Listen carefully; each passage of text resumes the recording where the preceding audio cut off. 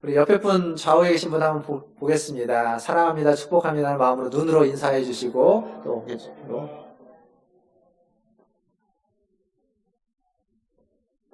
여러분은 모르시겠지만 저 2층에도 계십니다. 근데 제가 설교 저렇게 아래를 보고 하다 보니까 2층을 잘 안 보게 됩니다. 그래서 2층에 누가 계신지 잘 안 보더라도 이해해 주시고 예배 가운데 참여해 주시면 감사하겠습니다. 오늘 본문은 무척이나 짧습니다. 그리고 이후의 10계명은 길지 않은 본문들이 많이 있습니다. 그런데 짧다고 해서 그 내용도 짧거나 내용이 깊지 않은 건 아닙니다. 오늘은 짧은 본문이지만 그 내용은 굉장히 깊고 굉장히 폭이 넓다라는 사실을 좀 기억해 주시면 감사하겠습니다. 살인하지 말라. 이 계명에 직접적으로 관계되는 분이 여기 얼마나 계실까요? 사실 직접적으로 관계가 없는 계명이고 나와는 좀 거리가 있는 계명이 이 살인하지 말라라는 계명입니다. 우리는 살인을 하지 않았고 살인할 계획을 세운 적이 없습니다. 혹시 계신 분이 계시더라도 이해해 주시고, 살인을 하지 않았고 살인할 계획을 세우지 않았기 때문에 이 계명이 우리가 직접적으로 연관이 있어 보이지 않습니다. 근데 정말 그럴까요? 코로나19가 2월 한 중순까지는 잘 관리가 되다가 2월 말에 갑자기 이렇게 확대가 된 건 대구에서의 신천지가 중심으로 돼서 퍼져나갔죠. 그때 등장했던 용어가 하나 있습니다. 뭐냐면 슈퍼 전파자라는 용어가 등장했습니다. 그 사람이 의도하지는 않았지만 그 슈퍼 전파자로 인해서 대구에 제가 어제 통계를 보니까 한 6,800여 명 확진자가 대구만입니다. 그리고 사망자가 160여 명 정도 됐습니다. 그분이 한 건 아닐 겁니다. 그러나 그분으로 말미암아서 수많은 사람이 감염이 됐고 그 중에 사망하신 분들이 그렇게나 많습니다. 의도하지 않았지만 결과가 그렇습니다. 그러니까 죽음이라는 것을 우리가 의도하진 않았지만 우리의 어떤 한 행동과 우리의 한 선택이 죽음과 연관되는, 다른 사람을 죽음의 자리로 내몰게 되는 결과를 가져올 수도 있다는 겁니다. 그렇게 보면 살인하지 말라라는 이 죽음은 우리와 관계없는 계명이 아닙니다. 사실 이 계명과 관계된 이슈들이 굉장히 많습니다. 자살, 낙태, 안락사, 그리고 사형제도 뿐만 아니라 이렇게 이제 우리나라는 그렇지 못하지만 미국 같은 경우는 코로나가 막 퍼져나가면서 사재기를 사람들이 하는데 그 중에 사람들이 많이 샀던 품목에 뭐가 있냐면 총이 있습니다. 총. 그 얘기는 뭐냐면 이게 자칫하면 폭동이 일어날 수도 있는 가능성이 생기는 겁니다. 그 어떤 폭동이나 테러들, 전쟁들, 이게 죽음과 직접적으로 관계되어 있는 것들이죠. 그리고 어떤 분들은 살인하지 말라라고 해서 살인할 수 있는 무기를 들지 않겠다, 총을 들지 않겠다, 종교적인 신념을 가지고, 그래서 양심적 병역 거부, 또 이 계명과 연관되어 있는 이슈 중에 하나입니다. 저는 오늘 이 살인하지 말라라는 이 계명을 가지고 이 계명이 담고 있는 다양한 의미를 좀 살펴보려고 합니다. 먼저는 이 살인, 죽인다라고 하는 성경에서 이 단어가 어떤 의미로 주로 쓰였는지 좀 살펴볼 것이고, 두 번째로는 이 말씀이 가장 먼저 주어진 유대인들, 출애굽한 유대인들에게 어떤 의미로 다가왔을지, 그들에게는 어떤 의미일지를 보고, 그리고 이 말씀이 신약성경에서 예수님과 사도들에 의해서 어떻게 해석되고 이해되고 있는지 좀 살펴보려고 합니다. 첫 번째는 이 단어가 가지고 있는 의미입니다. 이 말은 히브리어로는 그 라짱이라는 단어입니다. 죽인다, 살인하다, 죽인다 이런 뜻입니다. 이게 구약에 47번 나옵니다. 47번. 근데 47번이면 많이 나오는 단어가 아닙니다. 같은 의미의, 죽인다라는 같은 의미의 다른 단어가 두 가지 단어가 더 있는데 그 각각의 단어는 200번 이상 나옵니다. 그 단어가 200번, 그 두 단어만 합쳐서 한 400번 이상이 나오는데 47번 나온다는 얘기는 이 단어는 어떤 특별할 때 썼다는 얘기입니다. 그냥 보편적으로 쓴 단어가 아니라 어떤 특별한 경우에 맞춰서 이 단어를 썼는데 어떤 경우에 썼느냐. 민수기 35장에 가면 이 47번 등장하는 중에 35장 한 장에만 20번이 등장합니다. 35장에 거의 반이 등장한다는 얘기입니다.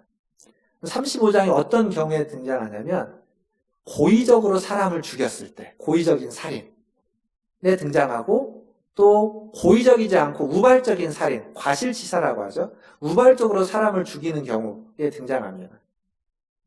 고의적인 살인은 그거죠. 사람을 죽일 계획을 세우고 준비를 했다가 기회를 엿보다가 악의를 가지고 사람을 죽이는 겁니다. 그게 고의적인 살인입니다. 과실치사라고 하는 우발적인 살인은 그것과는 반대로 악의적인 것이 없습니다. 일부러 한 게 아닙니다. 어쩌다 보니까 자기도 모르게 사람을 죽인 결과를 맞이하게 되는 겁니다. 대표적인 게 뭐냐면 교통사고 같은 겁니다. 일부러 사람을 죽이려고 한 건 아니지만 졸음운전하다가 잘못해서 부딪혀서 사람이 죽게 되는 거죠. 그런 것들이 우발적인 살인이라고 할 수 있습니다. 또 안전불감증 때문에 안전사고가 일어나서 사람이 사망에 이르는 경우, 그런 것도 여기에 해당하는 겁니다. 이런 경우에만 이 단어가 쓰이는 것이 아니라 어떤 간접적인 살인, 사회적인 약자들을 함부로 하는 데에도 이 단어가 쓰입니다.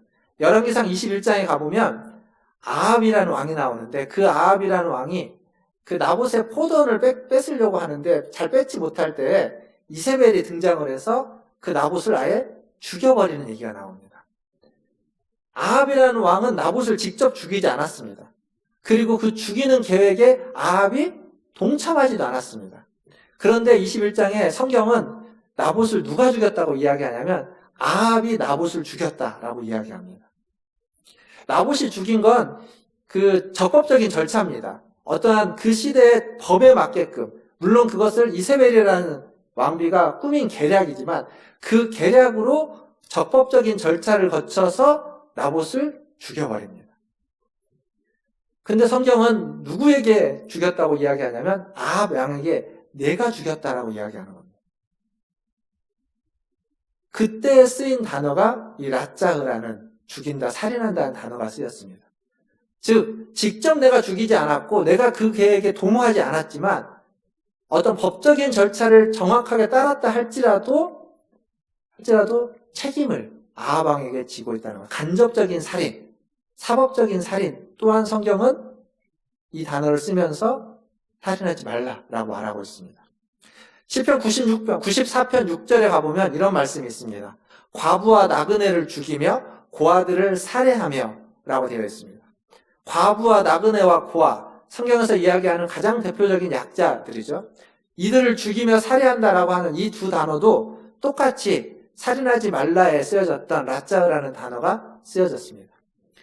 즉, 이 단어는 지금 어떤 살인들을 이야기하냐면 고의적인 살인, 그리고 우발적인 살인도 있지만 어떤 사회적인 약자들을 향해서 사법적인 절차를 거치지만 간접적으로 죽이는 살인들 또한 이야기합니다. 거기서 한 걸음 더 나아가면 지금까지 얘기는 물리적인 살인이죠. 물리적으로 해를 가하는 겁니다. 물리적이지 않고 심리적인 살인 때에도 이 단어를 쓰입니다. 율법서에 보면 나오는 얘기인데 요즘 그 N번방이라는 거 들어보셨습니까? 텔레그램의 N번방이라고 해서 성적인 착취물들을 만들어서 사람들과 공유하는, 또 그것들을 즐기는 사람들에 대한 이야기죠. 그런 죄입니다. 성적인 착취, 성폭행, 이런 것들은 그 당하는 사람, 그 상대방의 마음을 죽이는 일입니다. 몸을 죽이지는 않을지 모릅니다. 그러나 그의 마음과 그의 영혼과 그의 삶을 송두리째 빼앗아버리는 겁니다. 그때 이 성경은 라짜흐라는 단어를 사용합니다. 이게 이제 신명기에 나오는 얘기입니다. 이것을 신학적으로는 존재론적 살인이라고 말합니다. 그 사람의 존재가 살인당한 겁니다. 육신은 남아있지만 그 사람의 정체성과 그 사람의 영혼이 살인당해버리는 거죠. 이렇게 죽인다라는 말, 이렇게 살인한다는 이 단어는 물리적인 것, 고의적으로, 우발적으로, 혹은 간접적으로 어떤 법적이라 할지라도 사법적인 절차를 거치더라도 잘못된 결과로, 더 나아가서 약자들을 향해서 죽이는 것들, 그리고 물리적이지 않고 심리적이고 영적이고 정서적인 살인까지도 살인이라고 이야기하는 겁니다. 사회에서 매장시키는 것들, 그 삶의 모든 가능성을 송두리째 빼앗아 버리는 것들, 성경 그것들을 다 살인이라고 말합니다. 그렇게 보면 살인하지 말라라는 이 계명은 우리와 아무 관계없는 계명이 아닙니다. 우리와 굉장히 아주 밀접한 관계가 있는 계명일 수밖에 없는 거죠. 이렇게 단어적인 의미에서 좀 살펴봤다면, 두 번째로 이 말씀을 맨 처음 듣게 되는, 맨 처음 들었던 유대인들, 출애굽한 유대인들의 입장에서 이 말씀을 어떤 의미로 다가왔을지를 좀 생각해 보려고 합니다. 지금 십계명을 받고 있는 유대인들은 애굽에서 430년간 종살이를 했습니다. 노예로서 살았습니다. 노예로서 살다가 해방되었죠. 이들이 노예로서 살면서 경험했던 것은 뭐냐면, 법이라는 것은 자기들의 편이 아니라는 겁니다. 법은 노예들의 편이 아닙니다. 지금도 유전무죄, 무전유죄라는 말이 있죠. 돈 있는 자의 편입니다. 가진 자의 편이고 힘 있는 자의 편이 지금도 법이다 라고 이야기하고 있습니다. 고대 사회는 어땠을까요? 더했겠죠. 유대인들에게는, 그 출애굽한 유대인들에게는 트라우마라는 게 하나 있습니다. 어떤 트라우마가 있냐면 모세가 어렸을 때죠. 아마 그 전 세대일 겁니다. 전 세대의 트라우마겠지만 그게 트라우마가 한순간 없어지지 않습니다. 몇 세대를 거쳐서 이어져 가기도 합니다. 애굽의 왕인 바로가 태어나는 아이들 중에 남자아이는 다 어떻게 해요? 죽이라고. 나일강에 던져서 죽이라는 명령을 내렸습니다. 자기의 오빠가 있었는지 없었는지 모르겠지만 그 나일강에 죽었던 사람도 지금 이 시대에 있었던 겁니다. 그러니까 그런 트라우마가 있는 거죠. 그러니까 죽음, 살인이라고 말할 때는 이 노예였던 유대인들은 언제나 그걸 당하는 사람이었습니다. 당하는 사람. 근데 지금 성경은 뭐라고 하냐면 살인하지 말라고 이야기하죠. 누구에게 하는 명령일까요? 누구에게 하는 계명일까요? 그리고 누구를 위한 계명일까요? 유대인들은 이 말씀이 자기들을 위한 계명인 줄 알고 이 말씀의 대상은 자기의 그 형제들을, 자녀들을 죽일 수밖에 없었던, 죽이라고 명령했던, 살인하라고 명령했던 그 권력자들, 그 바로들을 향한 명령이라는 것을 그들은 느낌으로 아는 겁니다. 받아들이는 거죠. 즉, 십계명은 그 고대 사회에서는 찾아볼 수 없는 살인에 대한 계명인데, 사실 고대 사회에도 살인에 대한 명령이 있긴 합니다. 고대 법에도 살인을 금지하는 명령이 있습니다. 없는 건 아닙니다. 그런데 고대 사회에서의 그 살인은 그들은 사람이라고 생각하는 사람을 의미하는데 그들은 노예나 종을 사람으로 생각하지 않았습니다. 자유민들, 권력자들, 힘 있는 사람들만 사람이었습니다. 그렇지 않은 모든 사람은 사람이 아니었기 때문에 그들을 죽이는 건 그들에게 살인이 아니었습니다. 그러나 지금 성경은 그렇지 않은 겁니다. 모든 사람, 노예라도 종이라도 어떠한 약자이든 구분하지 않고 모든 사람은 다 그 사람들을 해하는 것은, 죽이는 것은 다 살인이다 라고 이야기하는 거죠. 어떻게 보면 이건 굉장히 진보적인 법입니다. 요즘 우리가 인권이라는 얘기를 하죠. 인권. 요즘과 같은 인권이 자리가 잡은 게 얼마나 됐을까요? 우리는 사실 한 민족이기 때문에 이 인권이라는 말이 특별하게 불거졌던 경우가 많이 없는데, 이민 온 사람들로 구성된 나라, 대표적으로 미국이죠. 미국이라는 나라를 보면 이 흑인과 백인의 인종차별이라는 것들은 굉장히 심합니다. 법적으로 인종차별이 금지된 건 한 100년에서 150년 정도밖에 안 됩니다. 근데 실제적으로는 그게 사람들 사이에서 어느 정도 가치 있게 보여진 건 채 100년이 되지 않습니다. 한 5, 60 전만 해도 굉장히 심했다는 걸 우리가 영화나 이런 얘기를 통해서 알 수 있습니다. 지금도 없는 것은 아닙니다. 지금도 그렇습니다.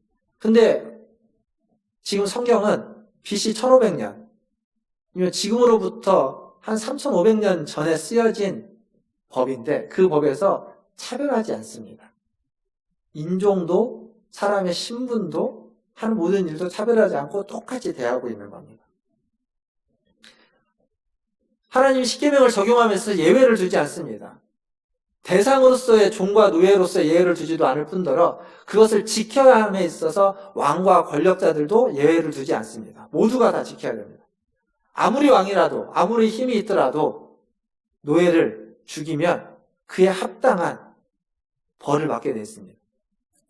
아까 말했던 민수기 35장에 가면 고의로 살인한 자는 고의로 살인한 자에게는 보복이 가능하도록 되어 있습니다. 그 사람도 죽일 수 있도록 되어 있습니다. 우발적으로 살인을 할 수밖에 없었던 사람이라면 그 우발적인 살인이기 때문에 그 살인에 대한 책임은 묻되 목숨은 살려주는 방법으로 도피성이라는 걸 만들어서 도피성으로 피하게 되면 생명을 건져줍니다. 근데 생명은 건져주지만 그 도피성에서 나올 수는 없습니다. 대제사장이 죽을 때까지 도피성에서 머물러야 됩니다. 그러니까 나름의 벌과 제약은 있지만 생명은 살리는 이런 속에서 책임을 묻는 겁니다. 그것에 왕이든 권력자든 종이든 노예든 구분하지 않습니다. 모두가 동일합니다. 이 말을 다르게 보면 이렇게 얘기할 수 있습니다. 노예와 약자들에게는 이 10계명의 계명, 특별히 6계명은 그들을 지켜주는 법이지만 반대로 힘이 있고 권력이 있고 다른 사람을 마음대로 죽일 수 있는 자들에게는 이 10계명의 법은 그 권력을 그 힘을 남용하면 너도 죽는다라는 법입니다. 함부로 남용하지 말라라는 경고의 법이 되는 거죠.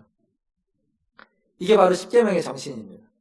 우리가 기억할 건 이 10계명의 정신 중에 노예와 종과 같은 약자들을 향해서 하나님이 지켜주는 게 10계명의 법이라는 거예요. 10계명의 정신이다라는 것을 꼭 기억하길 바라겠습니다. 즉 복음의 정신, 말씀의 정신, 10계명이 가지고 있는 정신은 약한 사람들, 하나님을 필요로 하는 사람들, 도움이 필요로 하는 사람들을 위하고 그들을 섬기고 그들을 사랑하고 그들을 지켜주는 것, 그것이 10계명의 정신이라는 걸 기억하시고 저와 여기 우리 문화준교회 모든 성도들 우리 모두가 그 10계명의 정신으로 살아가시는 저와 여러분 되기를 주님의 이름으로 축원합니다. 신약시대의 예수님과 그럼 사도들은 이 살인하지 말라라는 계명을 어떻게 해석하고 어떻게 적용했을까요? 마태복음 5장 21절과 22절을 보면 예수님은 이렇게 이야기하고 있습니다. 제가 읽어드리겠습니다. 옛사람에게 말한 바 살인하지 말라 누구든지 살인하면 심판을 받게 되리라 하였다는 것을 너희가 들었으나 나는 너에게 이르노니 형제에게 노하는 자마다 심판을 받게 되고 형제를 대하여 라가라 하는 자는 공회에 잡혀가게 되고 미련한 놈이라 하는 자는 지옥불에 들어가게 되리라. 예수님은요 살인에 대해서 훨씬 더 폭을 넓혀서 해석하고 적용하고 있습니다. 살인이라는 단어도 21절에 나오지만 그 뒤에 22절에 가보면 물리적인 살인이 아니라 아까 앞에서 단어를 가지고 이야기할 때 정신적인, 심리적인, 영적인 살인에 대해서 이야기하는 겁니다. 형제에게 노하는 자마다, 형제를 대하여 라가라는 자마다, 라가가 무슨 말이죠? 우리식으로 표현하면 이런 겁니다. 바보, 병신, 머저리, 쪼다 이런 말입니다. 다른 사람이 이렇게 하는 자마다 공회에 잡혀가게 되고 미련한 놈이라고 하는 자마다 지옥불에 들어가게 된다. 여러분 이런 말 안 써보셨습니까? 평생 살면서? 써보셨죠? 써보기만 했을까요? 마음에 품어보신 적도 있을 겁니다. 사람은요, 성경에서 사람은 생각보다 깨지기 쉬운 질그릇이다라고 말합니다. 근데 이게 언제 깨지냐면, 뭐 죽고 사는 문제를 떠나서 이러한 말을 들을 때, 라가라는 말, 미련한 말을 들으면 이게 생각보다 쉽게 깨집니다. 쉽게 깨집니다. 예수님은 이런 것까지 살인이라고 이야기하는 겁니다. 겉보기에는 살인인 것 같지 않은 물리적인 살인이 아니니까, 물리적으로 죽인 게 아니니까 살인처럼 안 보이는 거지만 우리의 속사람을 죽이는 거죠. 우리의 자아를 깨트려 버림으로 우리를 서서히 죽게 만드는 겁니다. 사실은 그 깨지는 그 순간 이미 죽었습니다. 우리의 속사람은. 우리의 영혼은 이미 죽었습니다. 그리고 우리의 겉사람이 이제 이미 죽었기 때문에 천천히 죽어가는 겁니다. 오늘 여기 이제 꽃이 없는데 꽃꽂이를 하면 그게 딱 그겁니다. 꽃꽂이는 그 꽃은 그 뿌리에서 잘리는 순간 이미 죽은 겁니다. 하지만 아직 멀쩡해 보이지만 서서히 죽어가는 거죠. 우리의 영혼이 깨지면 우리의 속사람은 이미 죽은 겁니다. 근데 겉으로는 멀쩡해 보이니까 괜찮아 보이지만 서서히 죽어가는 거죠. 살인인 겁니다. 그것을 성경은 살인이라고 하고 예수님은 그것을 살인이라고 말합니다. 우리 안에 누군가를 미워하는 마음이 있다면 그건 우리가 살인을 품고 있는 것과 똑같다라고 성경은 말해주고 있는 겁니다. 그뿐만 아닙니다. 사도 요한은 요한일서에서 이런 얘기를 합니다. 요한일서 3장 14절과 15절인데 제가 또 읽어드리겠습니다. 14절입니다. 우리는 형제를 사랑함으로 사망에서 옮겨 생명으로 들어간 줄을 알거니와 사랑하지 아니하는 자는 사망에 머물러 있느니라. 15절을 보시면 그 형제를 미워하는 자마다 살인하는 자니 살인하는 자마다 영생이 그 속에 거하지 아니하는 것을 너희가 아는 바라.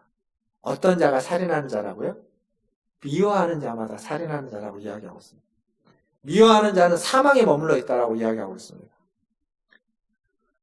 그래서 우리는 알게 모르게 수많은 살인을 저지르면서 살아가고 있습니다. 우리에게 미움은 남 얘기가 아니기 때문에 그렇습니다. 사랑하고 돌봐야 되는 가장 가까운 사람을 우리는 미워하는 경우도 많습니다. 사실 똑같은 얘기가 밖에서 들을 때는 그렇게 나에게 상처가 되지 않는데 똑같은 얘기를 집에서 들으면 상처가 되는 말이 있습니다.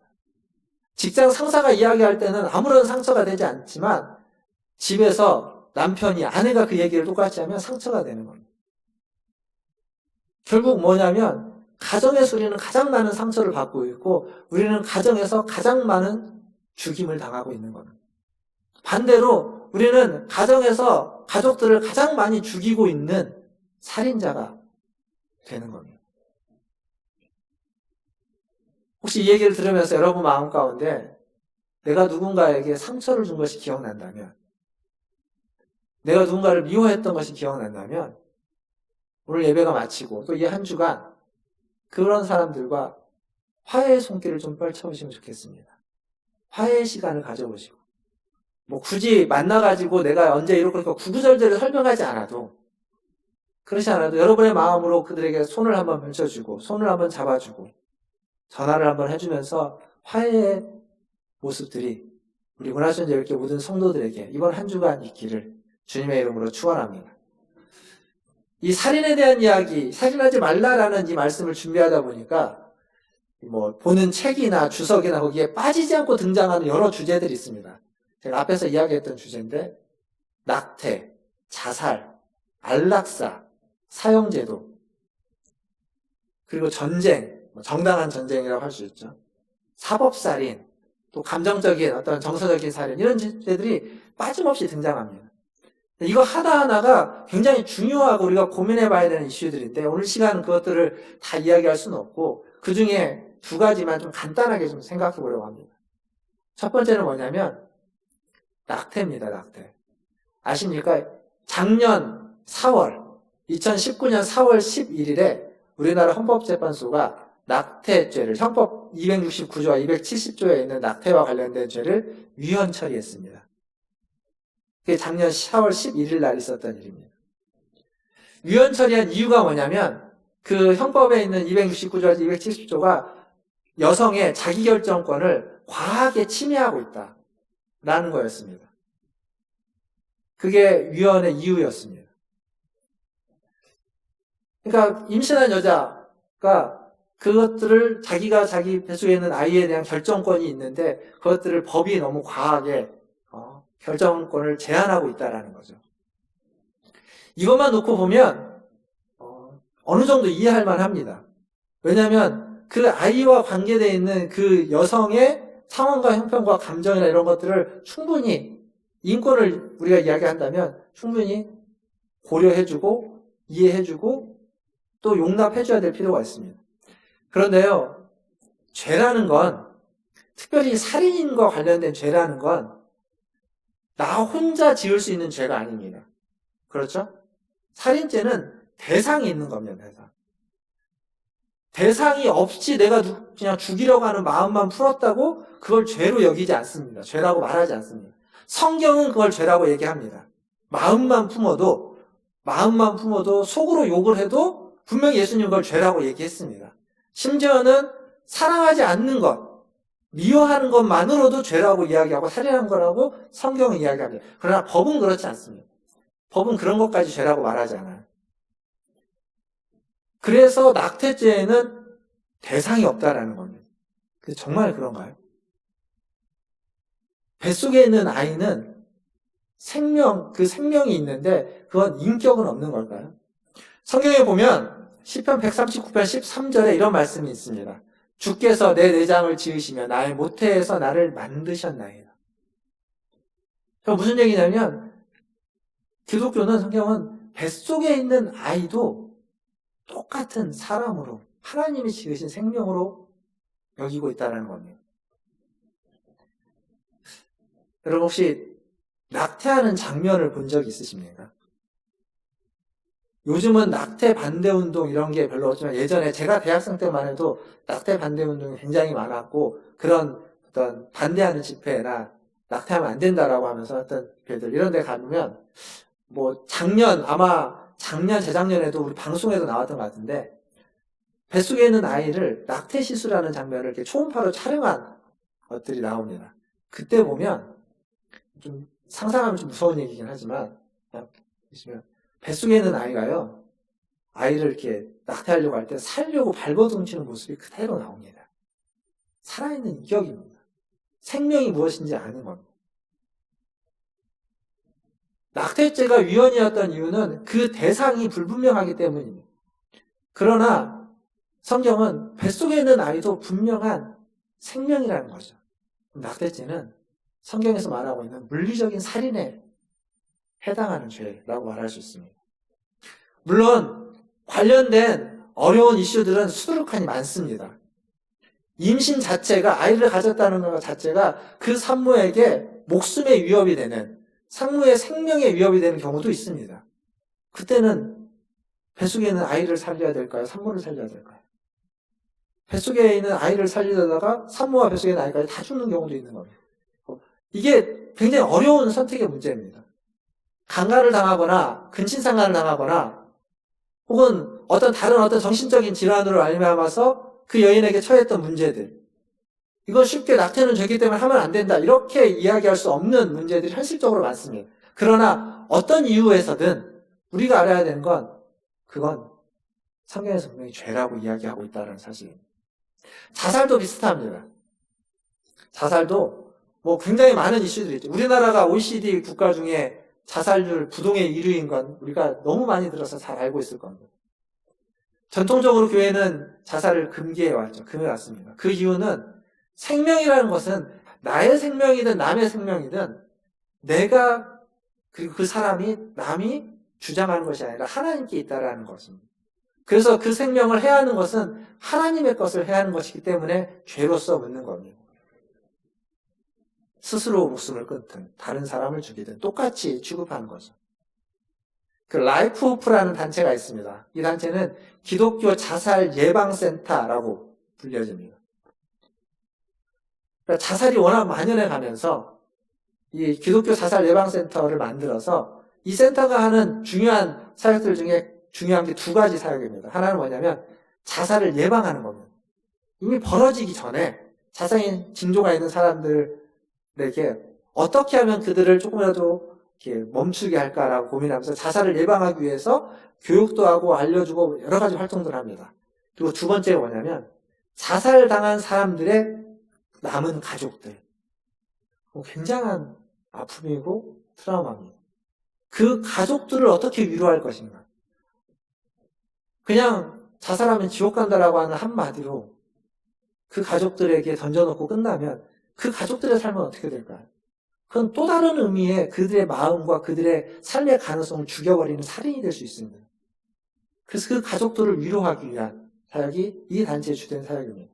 물론 여기 관련된 자살과 관련돼서도 난제들이 너무 많습니다. 하나로 딱 정확하게 이래라 저래라 하고 딱 잘라서 얘기할 수 없는 문제들이 너무너무 많습니다. 그렇지만 우리는 이런 문제 앞에서 하나님 원하시는 것이 무엇인지 생각해 봐야 됩니다.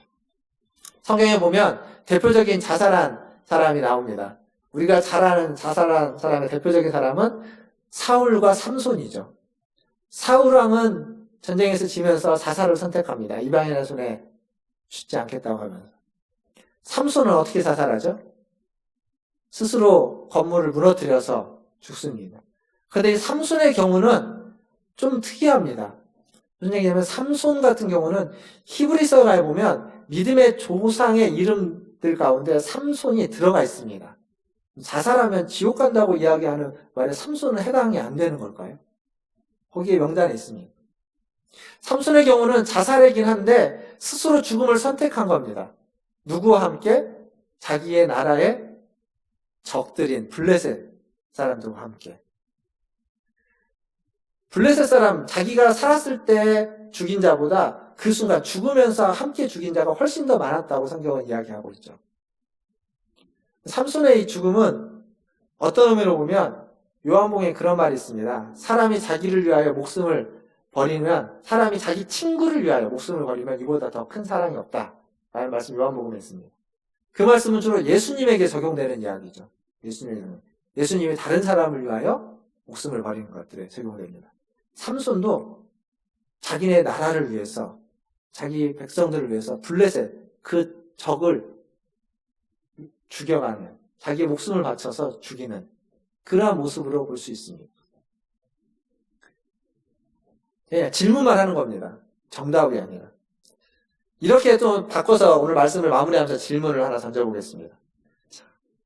삶과 죽음, 살아가는 것과 사는 것과 죽는 것, 어떤 것이 더 가치 있는 걸까요? 살인하지 말라라는 계명만 듣고 보면 삶이 훨씬 더 가치 있어 보입니다. 그런데 예수님은 무엇을 위해서 이 땅에 오셨습니까? 죽기 위해서 오셨습니다. 우리를 살리고자 죽기 위해서 오셨습니다. 그리고 스스로 죽음의 길을 걸어가셨고 십자가에 달려 죽으셨습니다. 하늘의 미랄에 되어서 죽으셨습니다.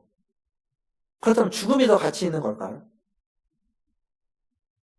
이 질문에 바울은 이렇게 얘기합니다. 빌립보서 1장 20절과 21절에 보면 20절 후반부부터 우리가 잘 아는 구절이 나옵니다. 살든지 죽든지 내 몸에서 그리스도가 존귀하게 되게 하려 하나니 이는 내게 사는 것이 그리스도니 죽는 것도 유익함이라. 사는 게 유익하다는 얘기입니까? 죽는 게 유익하다는 얘기입니까? 그게 별로 중요하지 않다는 얘기입니다. 사는 것도 죽는 것도 중요하지 않고 살아도 어떤 가치를 위해서 살고 있고 죽어도 무엇을 위해서 죽느냐가 중요한 겁니다. 사느냐 죽느냐가 문제가 아니라 내가 어떤 삶을, 어떤 가치를 가지고 사느냐, 어떤 가치를 가지고 죽느냐, 그게 중요하다는 겁니다. 나를 위해서 사느냐, 그리스도를 위해서 사느냐, 나를 위해서 죽느냐, 그리스도를 위해서 죽느냐, 이 질문에 답을 해야 된다는 겁니다. 앞에서 본 요한일서 3장 14절을 한번 다시 보시면, 한번 다시 띄워주십시오. 요한일서 3장 14절을 보시면 형제를 사랑함으로 사망에서 옮겨 생명으로 들어간다고 이야기합니다.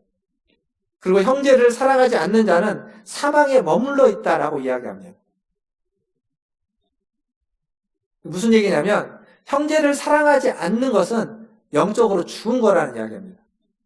형제를 사랑함으로 사망에서 옮겨 생명으로 들어가고 사랑하지 아니하는 자는 사망에 머물러 있다. 그러니까 형제를 사랑하지 않는 자는 영적으로 죽은 자다라는 이야기입니다. 즉 형제 사랑하는 건 그냥 좋은 사람이 돼서 윤리적으로 누군가를 사랑하는 것이 아니라 영적인 문제라는 겁니다. 사망에서 생명으로 옮겨가느냐, 옮겨지지 않느냐, 영생을 얻었느냐, 얻지 못하느냐, 구원받았느냐, 구원받지 않았느냐의 문제가 형제 사랑이라는 거죠. 그래서 형제 사랑은 다른 말로 바꾸면 예수 믿는 것이라고 똑같이 이야기할 수 있습니다. 기억나십니까? 지난주 예배를 드리시고 말씀을 들었다면 지난주에 결론이 뭐였냐면 부모를 공경하는 것은 예수를 잘 믿는 것이다 라고 했습니다. 부모 공경이 예수 믿는 것이다 라고 지난주에 얘기했습니다. 오늘은 거기에 하나 덧붙이는 겁니다. 부모 공경만이 아니라 형제 사랑이 예수 믿는 겁니다. 그러니까 부모를 공경하지 않는 것은 예수를 안 믿는 것이고 형제를 사랑하지 않는 것은 예수를 안 믿는 겁니다. 내가 아무리 예수를 믿는다고 이야기를 해도. 왜 형제를 사랑하는 것이 하나님을 사랑하는 것이고 예수를 믿는 것이 될까요? 창세기 9장 6절에 가보면 이런 말씀이 있죠. 이는 하나님이 자기 형상대로 사람을 지으셨습니다. 사람은 하나님의 형상대로 지음받은 존재이기 때문에 그렇습니다. 그래서 사람을 사랑하는 건 하나님을 사랑하는 것과 같습니다. 사랑하는 성도 여러분, 10계명의 이 6번째 계명은 살인하지 말라라는 계명입니다. 누군가를 죽이지 말라라는 단순해 보이는 계명입니다. 그러나 이 계명이 정말 말하고 싶은 건 누군가를 죽이지 말라라는 의미가 아니라 누군가를 사랑하라라는 이야기입니다. 누군가를 죽이지 말라라는 소극적이고 부정적인 의미로서의 명령이 아니라 누구를 사랑하라, 누군가를 더 사랑해야 된다라는 긍정적이고 적극적인 의미로서 우리에게 주어진 명령입니다. 그렇게 형제를 사랑하는 것, 그것이 하나님의 말씀에 순종하는 것이고 그것이 하나님을 사랑하는 것이고 그것이 예수를 사랑하는 것이다 라고 말하고 있습니다. 보이지 않는 하나님을 사랑하기 위해서 하늘 보좌에 계신 예수님을 사랑하고 믿기 위해서 우리는 보이는 형제를 사랑해야만 하는 겁니다. 보이는 형제를 사랑하지 않으면서 보이지 않는 하나님을 보이지 않는 하나님을 사랑할 수 없는 겁니다. 사랑하는 성도 여러분, 형제를 사랑하시고 형제를 사랑함으로 하나님을 사랑하시고 형제를 사랑함으로 하나님을 사랑하고 예수를 잘 믿으시는 우리 문화준 제일교 모든 성도들 되시기를 주님의 이름으로 축원합니다. 함께 기도하겠습니다.